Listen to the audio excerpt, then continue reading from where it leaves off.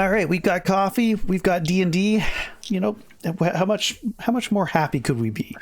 Yes, exactly. Got dinner cooking. Yeah. So for those at home who are wondering what the hell happened to Kinyaa'áanii, this is what this episode is going to be about. Welcome, Adam, of course, who's playing Key. Hello. And I'm excited to get into it because it's interesting. It's unfortunate to some degree, but it's also interesting that your character in particular is going to be missing for the unknown future, at least for who knows how long, before we can get you back in. But there's actually quite a bit of content that not only did I uncover, but that I wrapped into the story of Curse of Strahd that has to do with either a druid or a barbarian. And so because your character is kind of in the middle at some level, being a wood elf, there's a few storylines that without you are going to be much more difficult for the party to kind of get through, or at least it's not going to be spoon fed to them. They're really going to have to work for some things figured out. Whereas for you, because of what's going to happen in this session, or what happened last session, the way that I've kind of plucked you out of the story temporarily,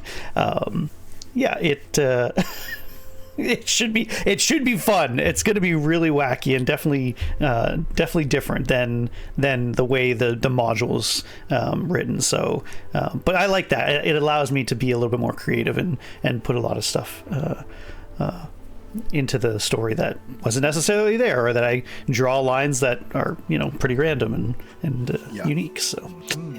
So the last time on the Curse of Strahd, according to your perspective, if I remember correctly, you guys were on your way from Madame Eva's tent, and the Tesser Pool encampment is what it's known as. Yes. And you kind of got yourselves a little bit more extra supplies, and you were following the Svalich road with Irina Kolyana, continuing to protect her. And at the end of that session, it was a bit of a dour, miserable walk in the rain and everything like that. In the middle of that walk, or the next day, essentially, you guys came across three individuals these men who claimed that they were missing their children, and that they were looking for them from the town of Vallaki, which is to the north, which is where you guys are essentially going to hopefully safeguard and protect Irina. Like, she'll be able to get to that city. It's a walled city, or a town anyway, and she should be safe there. And your party decided, oh, well, we can help you out. And they said, well, there are these ladies who sell pies, and we don't want to get on their bad side. Would you consider going to talk to them? And that is essentially where the session started. The next session is you guys basically went up to this old windmill. Do I have the windmill? And so you walk up and you see this windmill. It's not turning at this particular moment, just for the record. So it looks like it turns, but currently you just see a lot of those ravens, or basically ravens kind of flying around. And your party essentially walked up to this place. And there was that typical raven that's been kind of following. It seems like it's following you guys, from what you can tell. That has a pronounced blue feather in its plumage around its wing area, a large blue feather in its wing, and it is squawking and sort of yelling at you guys. Basically making a fuss. Whether or not you used your ability to speak with animals, you perceive that this thing is telling you, seriously, get out of here, it's dangerous. Is kind of is what the party sort of figures out. It swoops down at you, kind of picks at a piece of one of your guys' hair, and then flies off with the other ravens up top, that you kind of lose it in the ones that are flying. So you take that warning for what it is, not sure what to make of it necessarily, and you knock on the door. And at the front of the door, this lady kind of opens the little latch or whatever for the little door in front of the door kind of thing, little window or whatever. And she is dark haired, looks like she's probably in her 40s maybe, and she looks fairly normal, a normal woman, and the only thing that was very odd about her is she had a lazy eye, and so of course we made a lot of fun of, or rather Zoltan made a lot of fun of, and Shanna was like, not like obviously feigning horror that he would make fun of somebody with a lazy eye, and so it became this really weird funny joke that kind of persisted, and you have to see the video to see the nonsense anyway. But they talked and asked if they had seen any children, and she said no, and not really sure what to do at that point. Jax basically asks, hey, can we come in?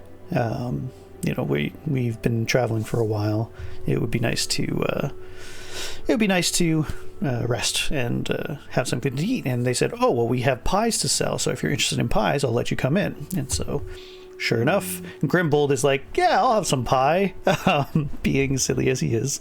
And so they go on to essentially pretend that he's eating pie. He puts takes a bite and, spits it out, trying to be sneaky about it, but she sees what's happening. She's clearly not dumb.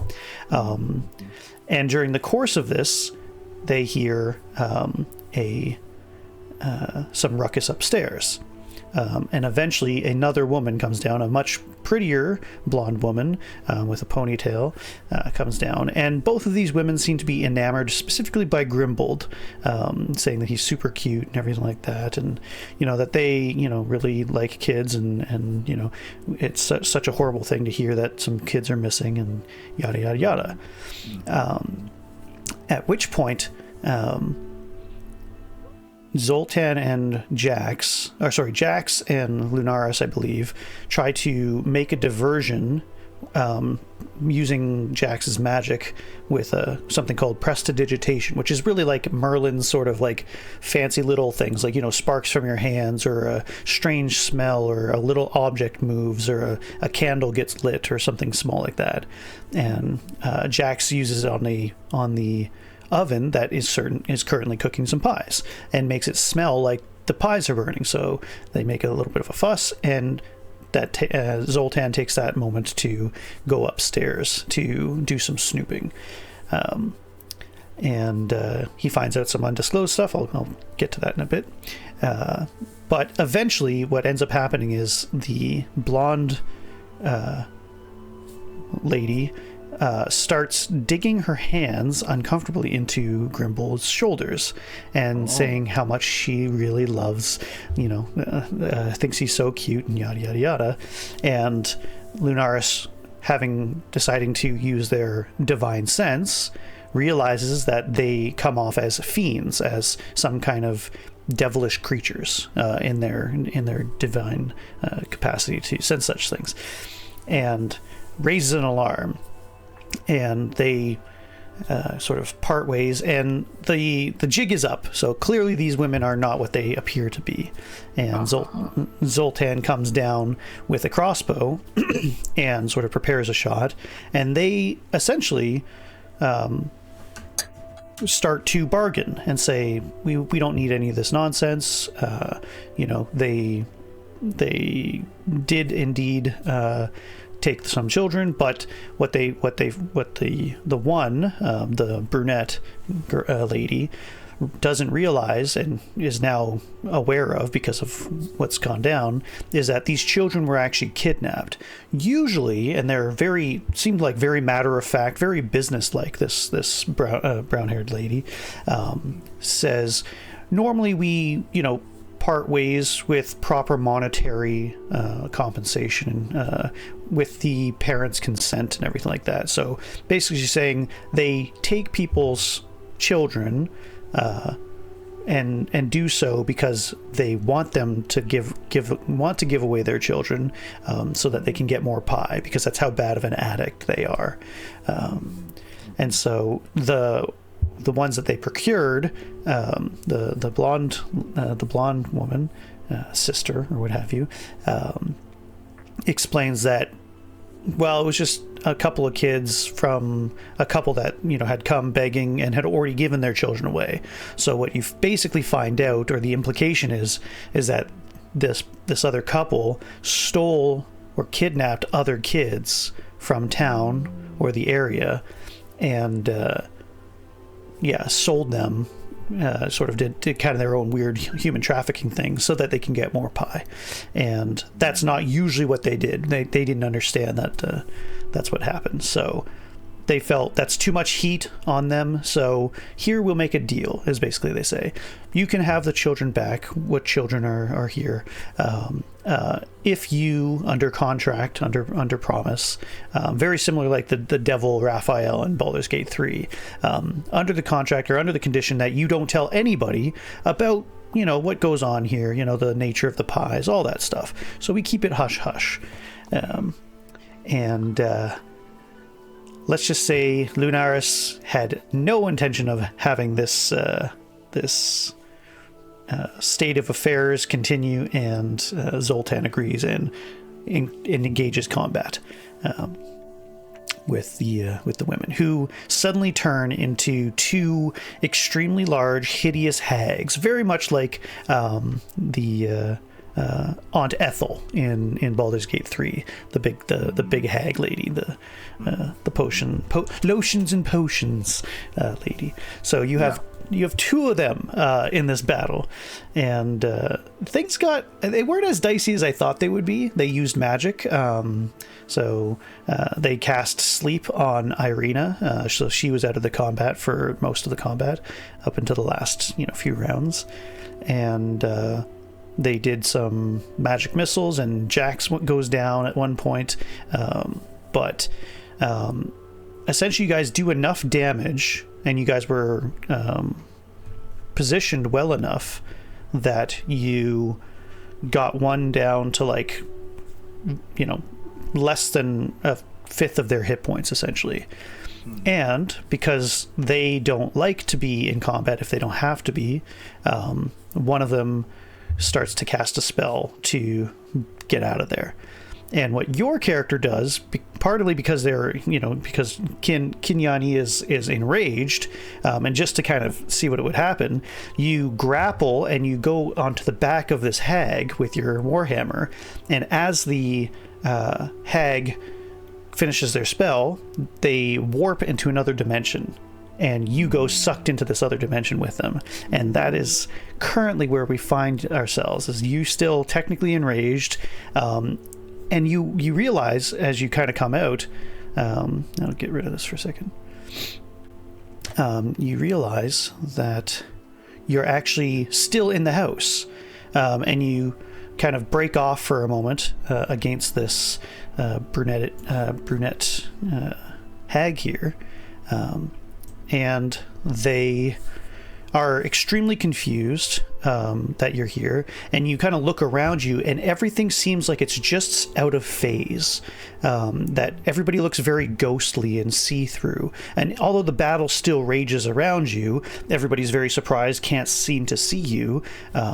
The other hag is being attacked by the rest of your party members, but you two seem to be sort of just out of phase, out of line for what's going on right now. And that's where we'll pick up here. Give me just 2 seconds to fix something. But yeah, so hopefully that was a decent enough explanation of what happened. So sucked into a dimension. Yeah, there we go. That's what I wanted.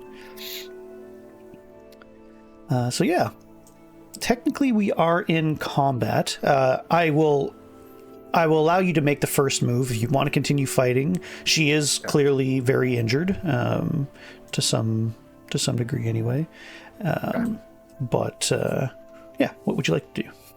All right, I will just go ahead, since I'm enraged. I'm in rage right now. Yep, you're currently still enraged. So okay. So then I will just do an attack. Do the hit points 1d8 plus 2, and then I need to turn on the acceleration, I think. Oh, yes. Let's see, that's the... What was that? In settings... Question. Acceleration. It was the... Use graphics acceleration when available. Yeah. Oh, okay, it is on. Okay. Why can't I... Oh, okay, the dice was just... Okay.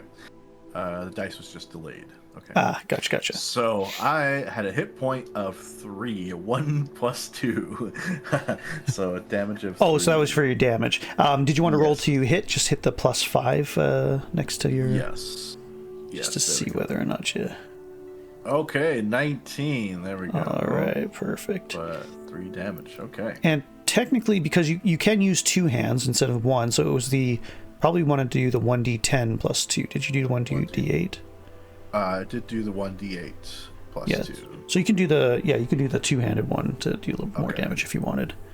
All right, let's do that.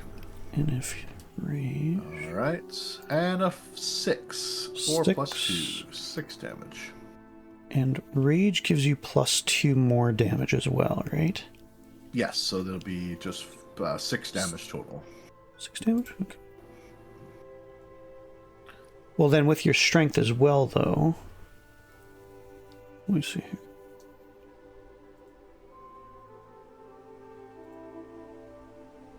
+2, and then another +2. So yeah, it's still... So the +2 you have from your strength, and then you have, because your rage, you get another +2. So it should be gotcha. so it should be 8 points of damage then. 8 points of damage. Yes, that's correct. Okay.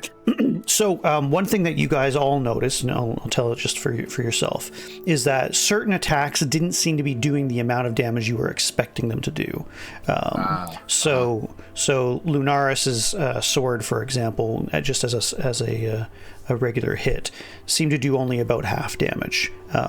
But it does appear that because of your hammer being what it is with the amber shards within it, it does do full damage. So you do hit squarely, and she does take 8 points of damage. Okay. She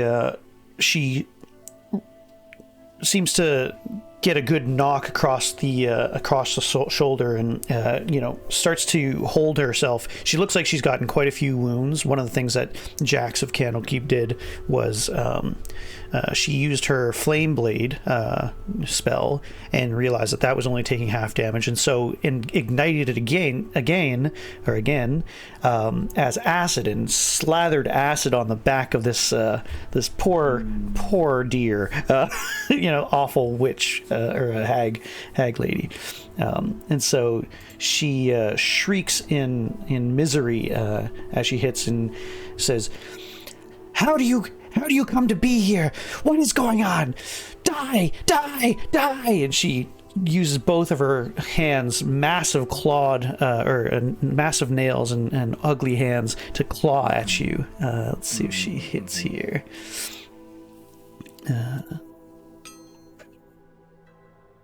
It does hit for 22. So for damage, she does... 11 damage, but I believe you have rage. You only take half damage, correct? Half damage, yes. Yeah, so... And her attacks aren't magical, so yeah. So you only take 5 points of damage then. Okay, 5 points of damage. All right. My turn. So she spit and curses. Yeah, it's your turn. All right, so then I will go ahead and do the... Since I have 2 hands, I will do the first. Do I do the +5 first, or do I do the 1d plus 8? Usually do the +5 and then the 1d10 plus. Okay, gotcha. Yeah.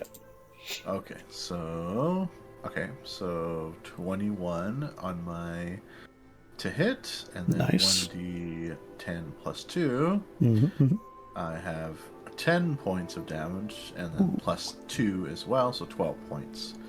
Damn. You know for a fact that this hag is in critical condition. You square her up, and she gets smashed straight into her chest, and you hear something very important crack, and she reels back and decides that clearly she's at a disadvantage, and she uses her action to disengage and starts running away from you. And what she ends up doing is she actually, so she doesn't get an attack of opportunity, she phases right through the wall and starts running out the door. So let me just I need to make my to figure out how many. 1, 2, 3, 4, 5, 6. Okay. So she basically went to your the left there on the screen. If you. Yeah, because on my screen it just if I move. Yeah, if you move through, then you'll be able to. Yeah. So if you want it, so if you step towards where she is, surprised, you push through the wall and notice that you too are seem to be in some out of phase person, and are able to go through the wall, no problem, no resistance at all. And you see her sort of slinking, trying to run away from you in the field. So what would you like to do? So she's already done like a dash, kind of like basically a dash, and so her stopping point is there until my turn. Yeah, so she used her disengage so she wouldn't get hit, and then moved as she could, and she doesn't have. Maybe let me see. Does she have anything? I want to see what else she can do before I say. Not sure if she has any bonus actions. Okay, so that's an action. Okay, fair enough. Okay, yeah. So that's all she. It looks like that's all she can do at the moment. Okay. So then I will, since I'm planning on basically killing or continuing attack, I will put my person right next to them. Sounds good. As my next action. So yeah, you have the ability to move up to that point, and you can still attack this round if you want. Okay, so I'll go ahead and continue to attack. Do Sounds another good. +5, and then I'll do my 1d8 +2 attack, which gives me 6 + 2, total of 8 damage plus another 2. And what did you roll to hit? Sorry. Rolled a 8. Okay. 6 + 2. All right. Yeah. So same deal. Unfortunately, she does seem to be pretty adept at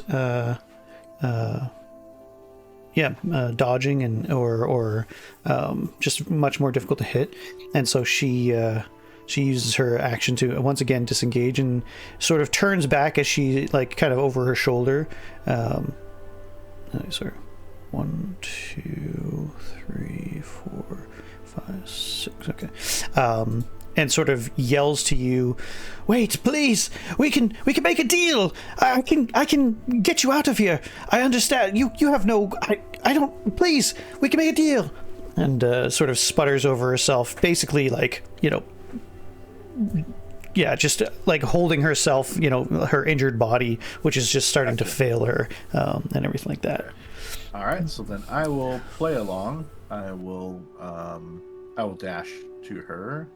Okay. Essentially, so I'll you can catch up to her. Say, okay, well, how do I, just give her a second to tell me how to get out of this realm, and I'll play along for a little bit until I feel like she might be being deceptive. So yeah, how am I going to get out of here? Sounds good. Oh yeah, I kind of forgot to put up her. Just so you get to see what she looks like. This is essentially what you're kind of what she's looking like at this point. Actually, that's actually just realized that's actually the wrong one. But do I have the normal one? That's actually the other one that they're fighting right now. you would be fighting the opposite. Aha. This is the one that you're technically... Where is it? This one. There we go. Yep. Yeah. That's the one that you're kind of facing off with. And so she basically like starts, like falls to the ground and crawls her way back and puts her hands up, you know, defensively. And it's like, yes, we can make a deal. It's no trouble at all. You just let me go and I will get you back to the place that you came from. And we'll just call it there. And you'll just allow me to leave. What do you say?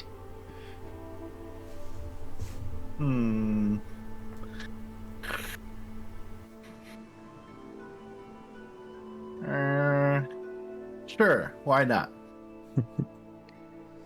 Go ahead and give me an insight roll. Okay, let's do an insight roll here.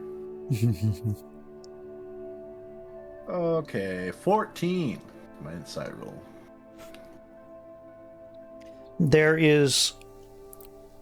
She's clearly telling the truth in one aspect, but she looks like she's got something up her sleeve.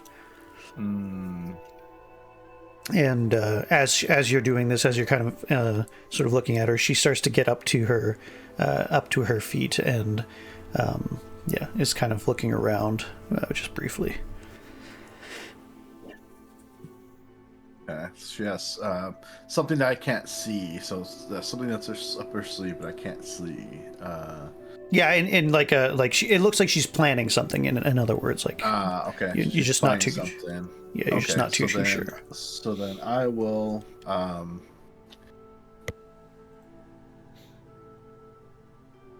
Okay, so she has. So I'm gonna have to prepare. Well, I don't know it's coming though. That's the only thing. It's like.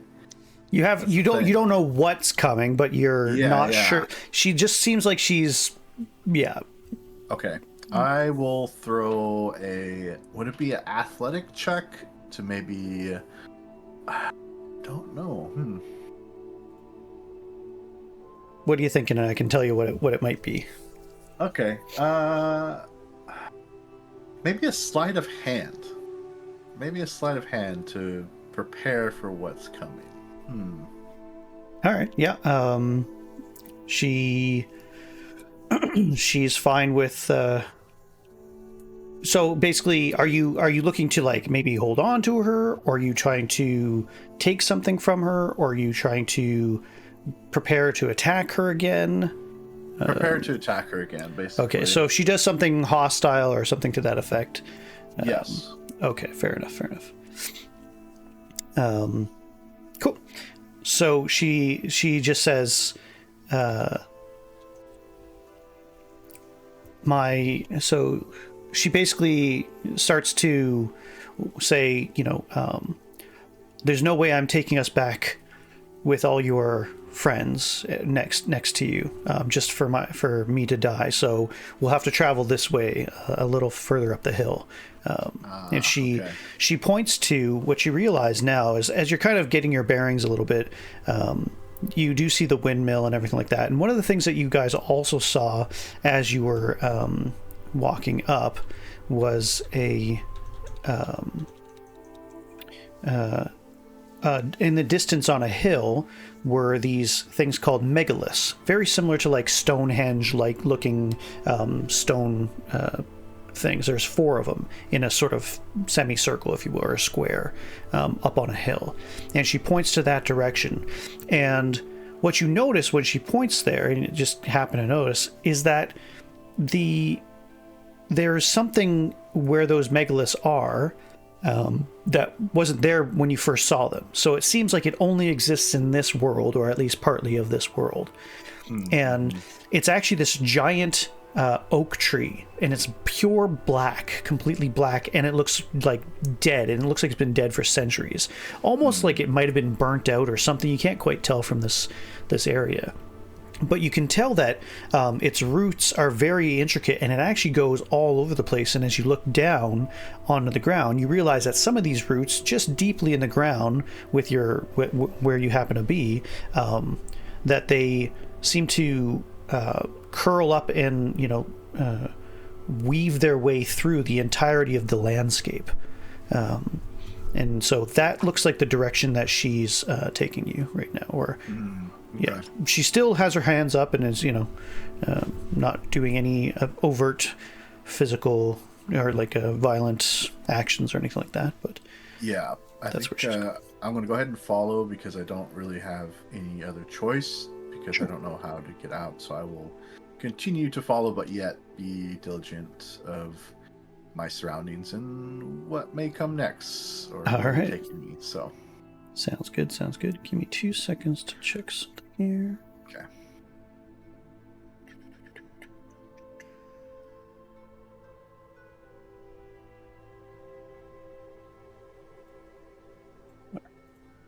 This is essentially what you're seeing.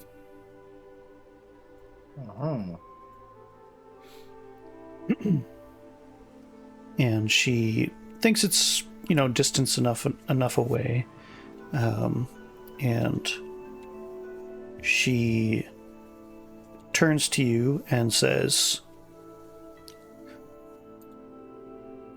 "I will be truthful with you, but do not take it as insult. I don't know if I can return you to where you came from.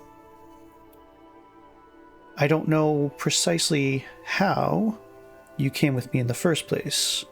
At first I thought you had some power in yourself to do so.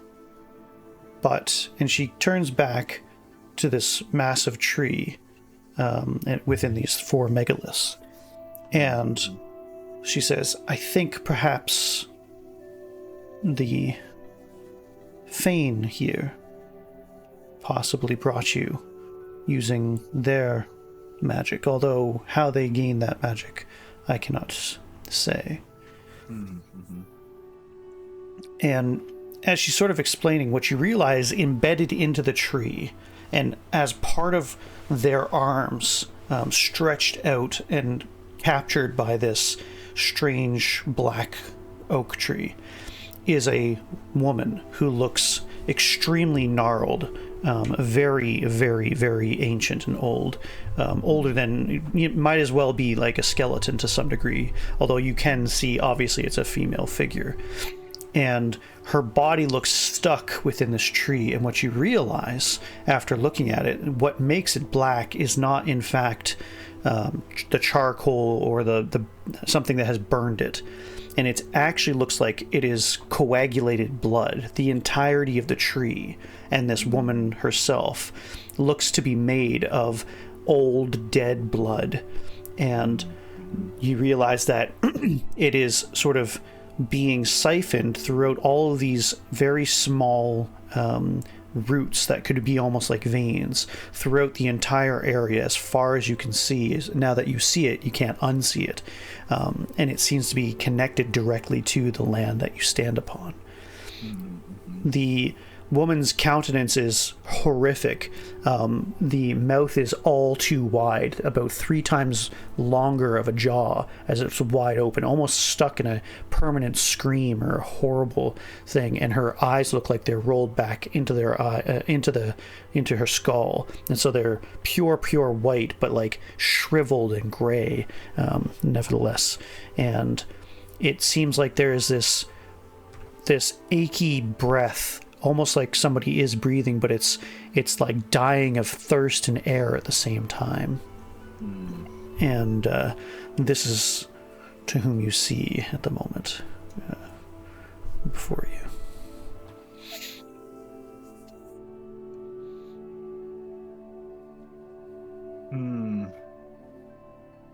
Well, then I wonder if I could do I don't know if an investigation roll would help me further than what you've described already. Sure. But, yeah, you can go ahead and try it. Go ahead and roll and see what I can get here. All right, rolled a 9. Yeah, other than sort of the obvious that this woman, or this what you could basically call, a woman, this creature that's attached to her, who's kind of captured by this tree, you don't see anything else too specific, or you don't come to any sort of understanding of how she might have gotten to that place. But yeah, at best, she just looks like she's desperately thirsty or begging for air or something. But it's just, she's so far gone that it's really hard to tell anything more specific than that. Okay. So,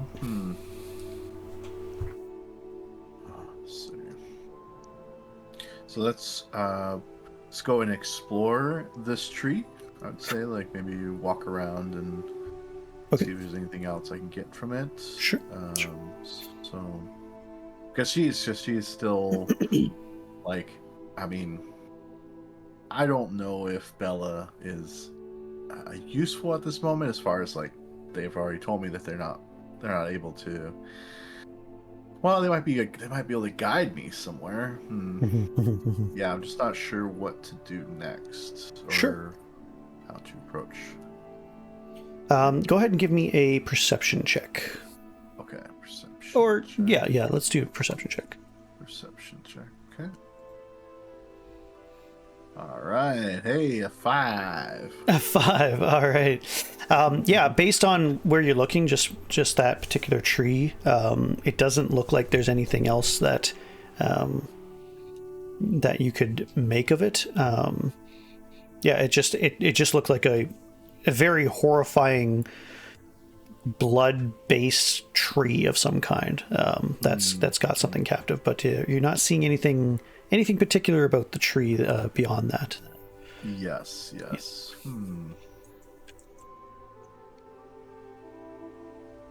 Well, so basically this is where the tree would be, essentially. Yeah.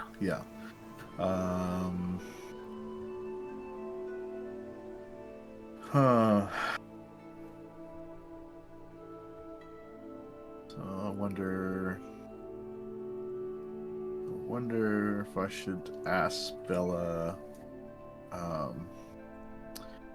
if there's a place like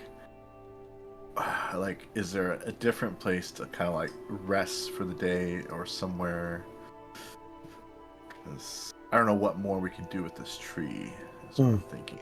So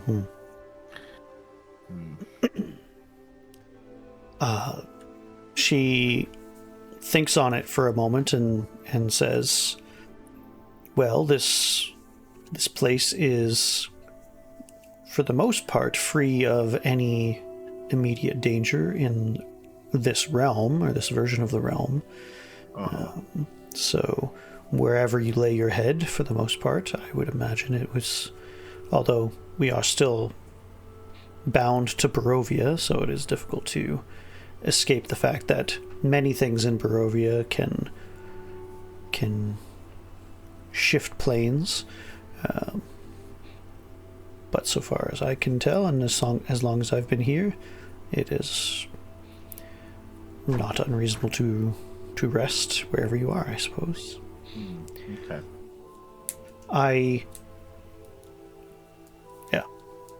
That's basically all she'll say.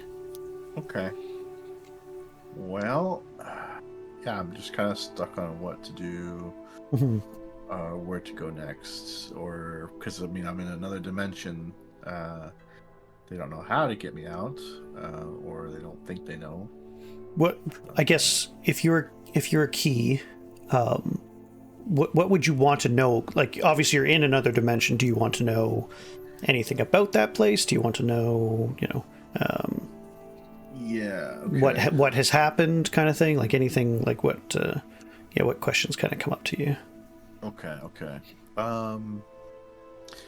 Say I'll either maybe ask Bella if there's somebody who may know how to get out of this dimension, if they know somebody, or who might I be able to talk with.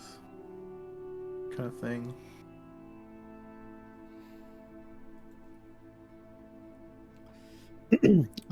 She basically says there are some creatures who are able to be transient or transmit their essence into a realm such as this. So far as I know, I can only do it to myself. And we, I can attempt to do it with you. If you would permit me, you can do what you did before, hold on or grasp onto me, and I will attempt to return, which is what I had intended once I was rested up. And like I said, I'm willing to make that bargain to not be harmed and to take you with me, but I can't promise that without knowing how it happened in the first place. Yeah, so I pretty much don't have a choice here, because I either stay here and explore or I try this out. So isn't it something else might happen? I might go in another dimension. We're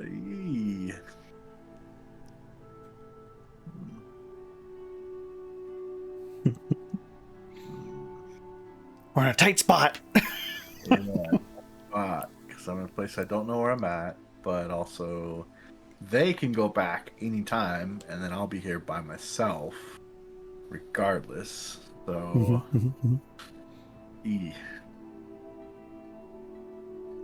So I'm going to go with the easiest answer, is let's go ahead and try to reenact of how I got here and see how that goes.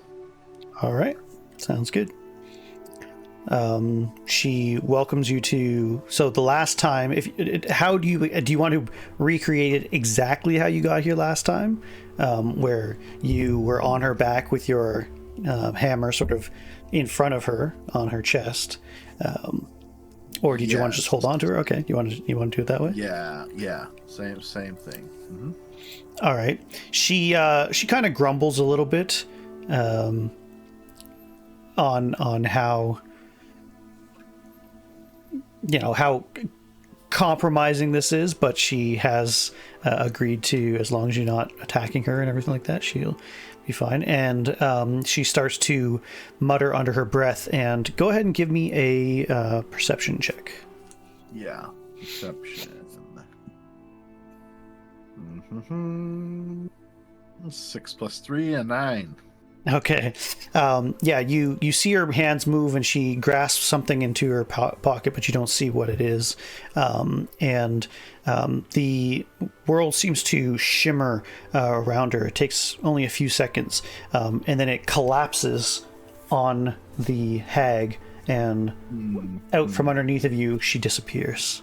And you are left alone. Yes, I knew that was good. I knew that was not going to be the way it is. So, shit. I had an inclination that it was going to happen. So, what you recognize after she's gone is that there is a root that seems to have, for however it happened without you noticing, kind of tied itself up around your foot, and you're kind of yanked or prevented from seeming to go into this little portal. She, however, appears once, like within another second, right in front of you, as she goes back, it seems, to the material plane where everybody else currently is, and she cackles a little bit, knowing that you're probably still in the area, kind of looking in your general direction. He's like, Well, our deal has been struck. I promised to try, and it seems you'll have to enjoy your stay in the ethereal plane. I'm sure there are plenty of creatures or wizards that are within that realm that could help you one day. A toodaloo, and she starts to hobble off, not going back to the windmill. Which seems to the battle at this point seems to have died down, and she seems to retreat into the forest and takes her leave. It doesn't look like she perceives you at all. So even if you talk to her or make a comment, she has no idea that you're talking, and she just takes off. All right, seem to be free.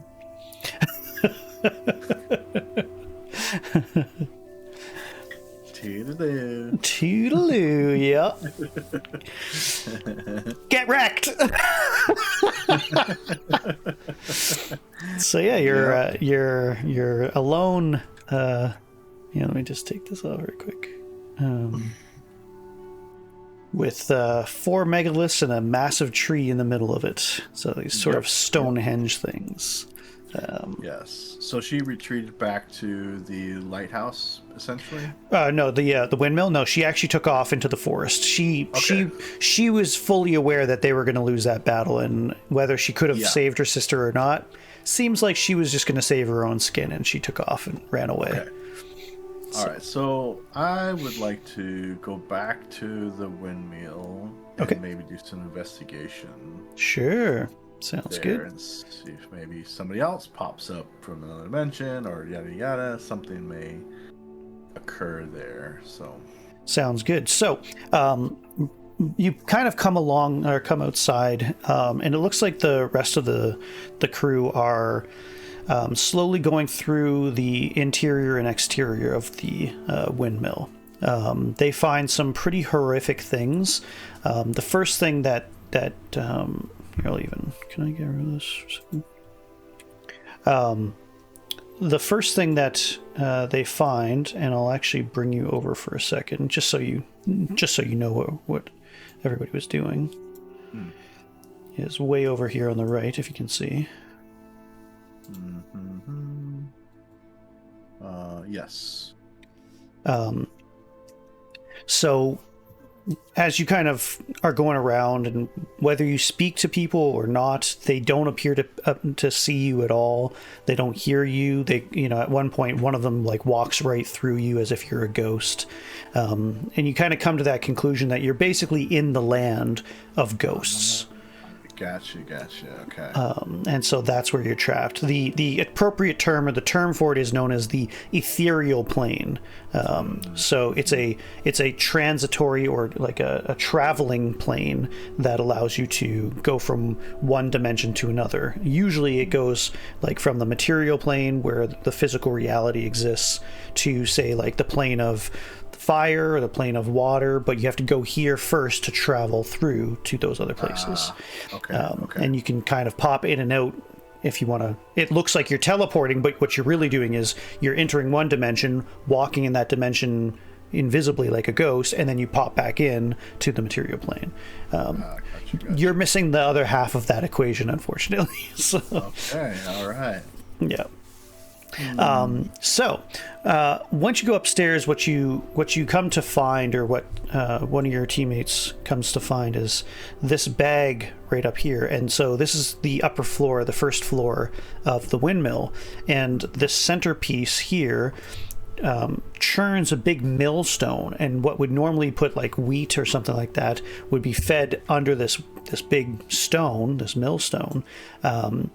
What you realize has been done is there's a bag of bones, small children's bones, that they've been feeding under or into this mill, and there's all of this dust, all of this powder that they've made from children's bones. And apparently, as the conversation goes on between some of your friends, they've been using this in their baking, and that's what they're using, not just as a material component, but as a magical component to cause people to go to sleep, to affect them. And so the horror on some of their faces is very great. But what they also find up in the third floor, I'll show you over here, just a little bit more to the right. They find a couple of things. One thing that they find, or what they had found, what Zoltan had found, is in this closet kind of area was a few cages. And in one of the cages was a toad, or a frog of some kind.